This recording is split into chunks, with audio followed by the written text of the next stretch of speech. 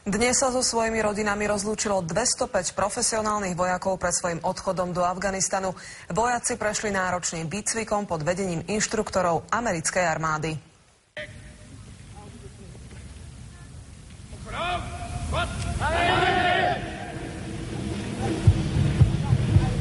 V Afganistane nástražné výbušné systémy sú najväčší zabijak. Jednoducho je to najviac alebo najúčinnejšia zbraň týchto povstalcov a bohužiaľ tieto výbušné systémy zabíjajú nielen vojakov spojeneckých, ale takisto samozrejme civilistov.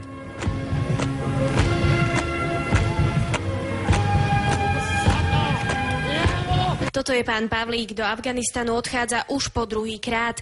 Odchádza sa mu však ťažšie. Do rodiny im pribudlo bábätko a na Vianoce spolu nebudú.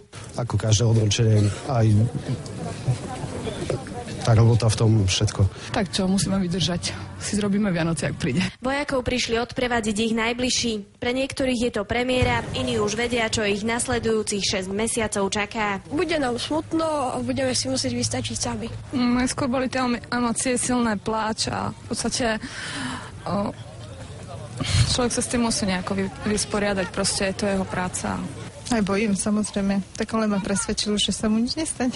Je to určite nebezpečná misia. Tá misia je nebezpečná aj v miery, pretože robia s explozívnym materiálom, robia s nástrahami, ktoré nemusia dopredu poznať. Takou zvláštnosťou je, že v tomto kontingentu je zahrnutých i 6 špecialistov týmu IOD, z toho sú 2 špecialisti vojenské psy. Tí pracujú na likvidácii nástražných výbušných systémov a nevybuchnutej munície.